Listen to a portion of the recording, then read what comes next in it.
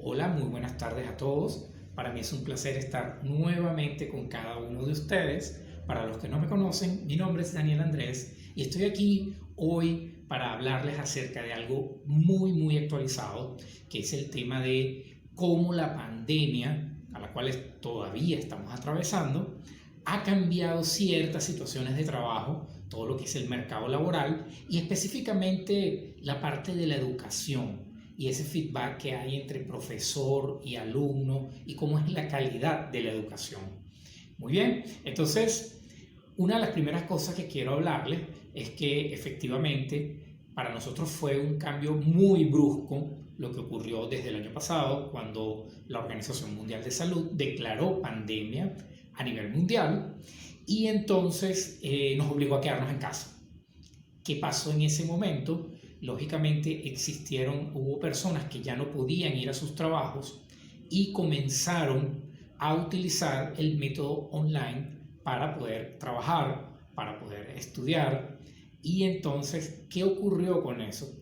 Hay un grupo de personas bastante grande que empezó un poco a rechazar ese tema. De hecho, prefirieron quedarse en casa. No, yo no voy a trabajar hasta que no se quite esa restricción de salir de casa, hasta que se solucione el tema de la pandemia, porque se pensó en un momento que eso iba a durar solamente 30 días o 60 días cuando mucho.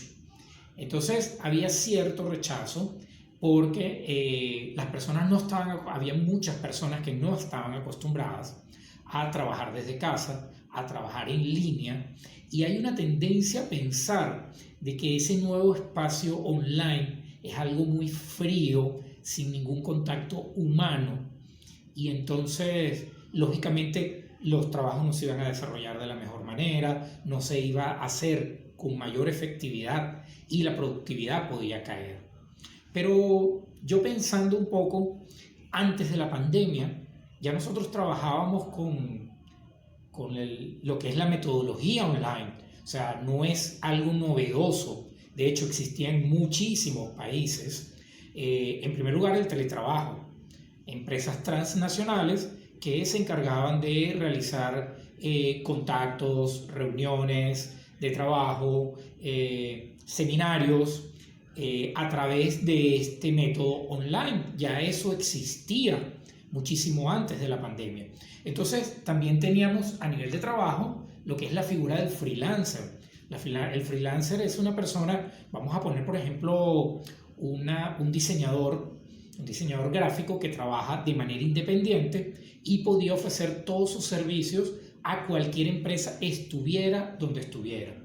Entonces, ya ese tema de que la vía online era un espacio muy frío, realmente a lo mejor no era tan masivo, pero sin embargo era muy importante porque ya estaba funcionando. De hecho, hay muchísimas personas que tienen años trabajando de manera remota o de manera en línea, funcionando a través del teletrabajo. Y lógicamente lo que ocurrió con la pandemia fue que eso se masificó. Ahora bien, ¿qué ocurre con el tema específico de la educación? Bueno, para la educación, la mayoría de las universidades, la mayoría de los institutos educativos trabajan de manera presencial. Entonces, cuando tuvimos que dar ese salto de la noche a la mañana a empezar a trabajar de manera online, también se llegó a pensar de que todos los profesores van a perder tanto la calidad de la educación que le va a dar hacia sus alumnos, como la interacción que va a haber entre ellos. Porque no es lo mismo el acercamiento, no es lo mismo ese feedback presencial que tenemos los educadores al momento de dar clases, ya sea en una universidad, ya sea en un colegio, y sin embargo, justamente este año, en junio, el 23 de junio de este mismo año, José Falomir, que es el director general de la Universidad Regional del Norte Virtual en México, organizó un seminario web que era para facilitar la educación de habilidades en América Latina con innovación en enseñanza y aprendizaje. Y esto se realizó recientemente, yo tuve la oportunidad de estar presente, y en el cual él hablaba acerca de cómo había sido la experiencia de la Universidad Regional del Norte en el área virtual. O sea, qué cambios habían sido positivos, porque se pensaba justamente que se había fallado en la educación al hacer este cambio de presencial a virtual. Resulta que José Falomir lo que él explicaba era que la Universidad Regional del Norte ya estaba preparada desde hace mucho tiempo. Tenían 10 años preparando a sus profesores con cursos, capacitaciones para cómo realizar la enseñanza de manera virtual. Esa misma cantidad de tiempo que tenía 10 años también les permitió preparar a los estudiantes. No solamente prepararlos para que ellos ingresaran y supieran cómo funcionar de manera remota, sino dándoles también la posibilidad a ellos de obtener el equipamiento necesario, incluso para estudiantes que no tenían la capacidad económica para poder conseguir todas las herramientas tecnológicas. Se les facilitó créditos universitarios para que ellos pudieran adquirir estos aparatos tecnológicos y se pudieran desempeñar de manera correcta con esta metodología online. Entonces, ¿qué ocurre cuando llega la pandemia? José Falomir lo que nos explicaba era que no hubo ese cambio, o sea, no hubo ese impacto. Fue muy fácil la adaptación porque ellos ya venían preparándose para esta situación.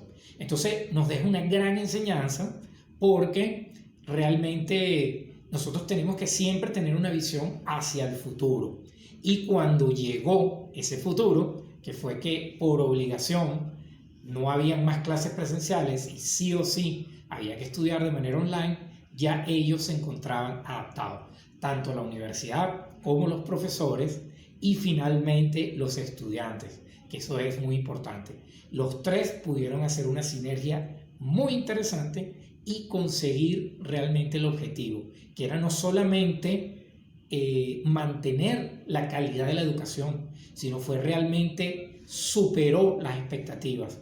Tenían la posibilidad incluso de tener ahora incorporar nuevos estudiantes y nuevos profesores que no vivían en México, sino que se encontraban en diferentes países, y entonces más bien eso lo que hizo fue enriquecer este sistema online. Entonces, si nosotros nos ponemos a pensar, ¿cuál viene siendo entonces el nuevo papel del profesor ante esta realidad?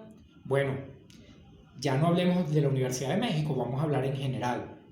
El profesor universitario necesita crear un nuevo liderazgo, donde él tiene que presentarse como un autodidacta, tiene que prepararse mucho más que sus alumnos, tiene que estar dispuesto a aprender, dispuesto a no solamente aprender, en primer lugar dispuesto a desaprender todas las cosas, toda la metodología que llevaba de manera presencial para aprender todas estas nuevas tecnologías y todos estos nuevos métodos que le permitan que no baje la calidad entre los profesores y los estudiantes, la calidad en la comunicación, la calidad en la educación.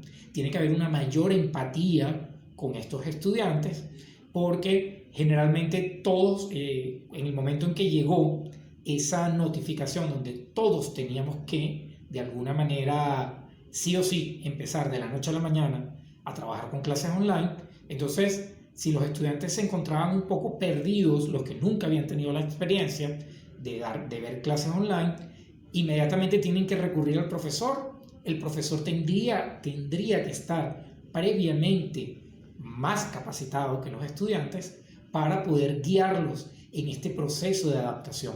Entonces, el nuevo rol que debe tener el profesor sigue siendo un rol de guía, pero con mucho más liderazgo. Esto es bien importante que lo tomemos en cuenta.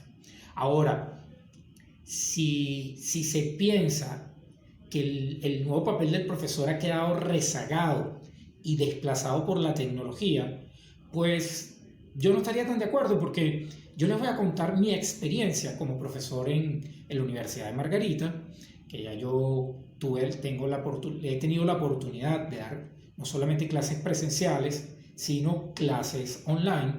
Cuando llegó el momento y se tomó la decisión de que iban a comenzar las clases online, lo primero que hice yo fue ingresar a la Universidad Católica Andrés Bello y tomar un curso de tutor en línea. ¿Ok? Este curso me facilitó las herramientas iniciales para poder yo prepararme para este primer trimestre con alumnos en la modalidad online. Entonces, eso me permitió a mí, de manera bien directa, de que mis alumnos se sintieran con mucho más confianza conmigo, porque yo ahí los estaba guiando. O sea, no sencillamente me limitaba a pasarles una guía y bueno, no, mira, con esta guía ustedes ya saben lo que tienen que hacer. No, yo los incentivé para que ellos se adaptaran al método online. De hecho, una de las metodologías que yo utilicé fue que antes de comenzar las clases, lo primero que hice fue realizar una encuesta a todos mis estudiantes. Esta encuesta lo que consistía era precisamente en ver cuál era el rechazo o la aceptación que había con respecto a esta nueva enseñanza en línea. Entonces les preguntaba directamente si les gustaba, si no les gustaba, si estaban de acuerdo o no. Y me pasó que había muchos estudiantes que ese primer trimestre decidieron no inscribir sus materias y dijeron, no, yo voy a esperar el próximo trimestre. ¿Qué pasó al siguiente trimestre? De nuevo clases online. Entonces hubo unos que ya se vieron retrasados en lo que es su carrera universitaria. Decidieron inscribirse, pero otro grupo dijo, no, yo voy a esperar un poco más. Llegó el tercer trimestre en línea y allí fue cuando realmente se dieron cuenta que tenían que adaptarse. Veían a sus compañeros súper adaptados ya, porque ya tenían iban por su tercer trimestre online y ellos recién iban a comenzar. Y bueno, ¿qué ha pasado? Un año después, yo al finalizar el trimestre, siempre repito la encuesta para poder visualizar y tratar de obtener información acerca de si ha habido algún cambio en el comportamiento, en ese rechazo que había inicial con respecto a la modalidad online. Y bueno, la sorpresa fue bastante interesante, porque ellos, ya de un 10% que aprobaba esta modalidad, prácticamente aumentó a un 85% un año después, es decir, 4 trimestres después de haber comenzado a la modalidad online en la Universidad de Margarita. Entonces, eso nos llena mucho de esperanza, nos llena mucho de positivismo, porque realmente tanto ellos han mejorado muchísimo su adaptación a la modalidad online, como no solamente los profesores, también les ha tocado mejorar las técnicas. En mi caso, yo tuve que reorganizar completamente todo lo que es el material que yo le entregaba a mis estudiantes, y trabajamos con la plataforma de Google Classroom, que es la plataforma autorizada por la universidad, e incluso obtuvimos resultados interesantes en el aspecto de la modalidad online, que si bien hay personas que piensan que no existe la posibilidad de dar una clase 100% online por todos los problemas, los inconvenientes que pueden haber con cortes de luz, con interrupciones de electricidad, con fallas o lentitud en la conexión a internet.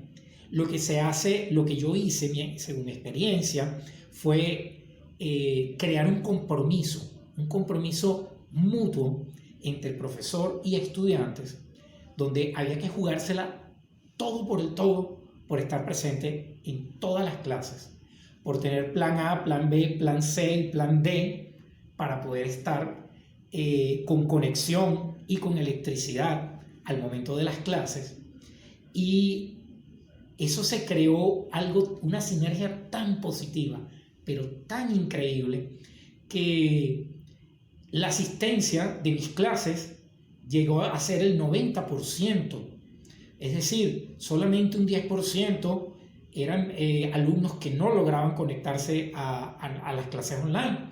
Entonces respetábamos el horario establecido por la universidad, el aula online, no faltamos a ninguna clase, y realmente ellos al final del trimestre se sentían muy bien, se sentían enérgicos, se sentían con ganas de que todos los profesores pudieran implementar este sistema, porque para ellos se les hacía más fácil, porque ya se estaban acostumbrando.